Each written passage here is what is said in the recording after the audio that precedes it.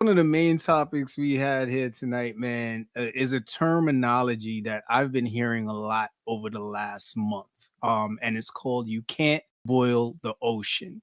It's an idiom for the undertaking of an impossible chore or task. And it has some interesting origin story.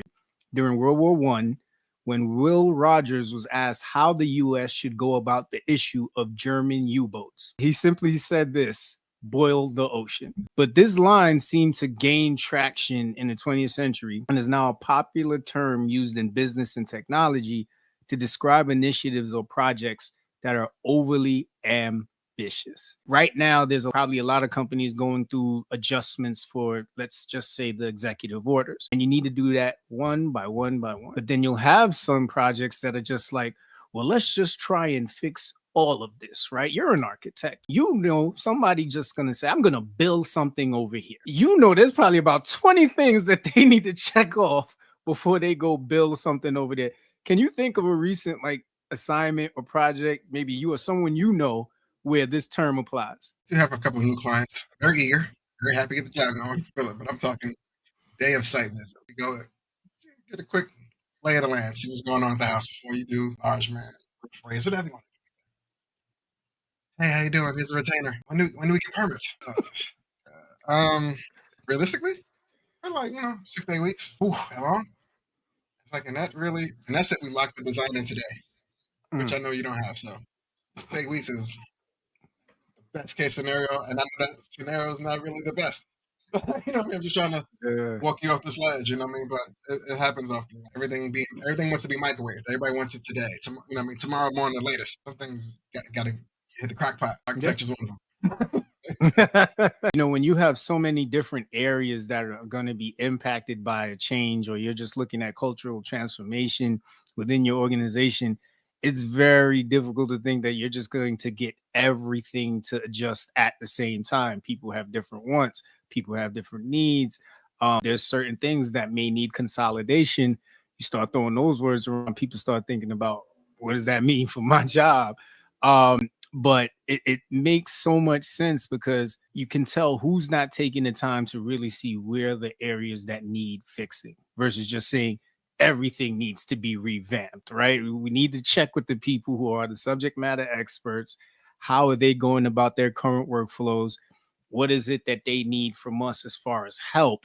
And then maybe from there, we start to make decisions versus a draconian approach of just saying you're all going to start to go left this today instead of always going your own different ways, right? Can't boil the ocean.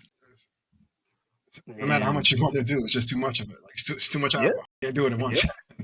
absolutely, absolutely. You really got to take your time, and that just shows you um, who's good at managing projects and who's good at managing situations. If you just buy a new crib, right?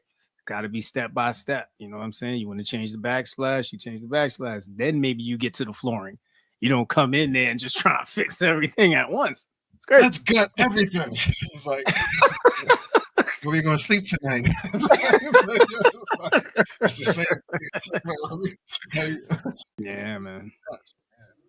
Yep. Yeah, it's a fact. Absolutely. I kind of going bad at work where it has a question a lot, where I feel like my workload silently doubled in the last few weeks. People we know had let go, work still there. New work still coming in. We ain't got no new hires yet. So it's like,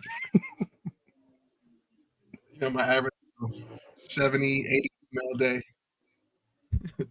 is jumped to like 170. Like, Mm. a lot of these aren't calendar appointments. What's all this other stuff? You know what I mean? It's like, there's not a lot of fat here.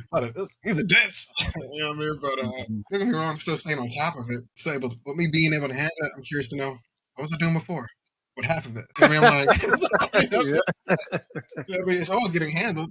You know what I'm saying? Mhm. Like, things ain't done at 4:30. You got to probably wait till 5. But curious, like, how much helping everybody else was I doing before everything was here?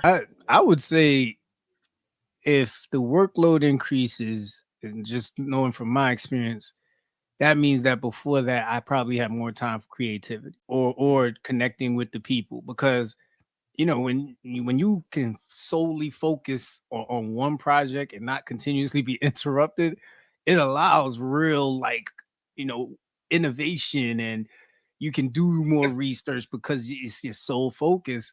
So just knowing you, I'm pretty sure before you was making magic happen. He was like, wait a minute, I got time, bro. If we do this, we move this to the side, we get this permit, you gonna rock this Now, out, oh, yeah. man. Yeah, man. Now it's man, very take it or leave it, man. How we do in the Yeah. kitchen? You want it? This is the best case scenario. No changes allowed. Yep. That's it.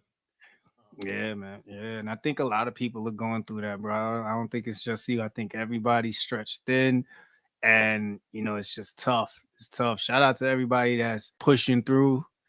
They throwing like 8 different tasks at you. They got you doing 3 other people's jobs, and you only getting paid for one. Mhm. Listen, we salute you, man, because I don't, you know what I Right. mean? It's tough. It is tough out here, that's for sure.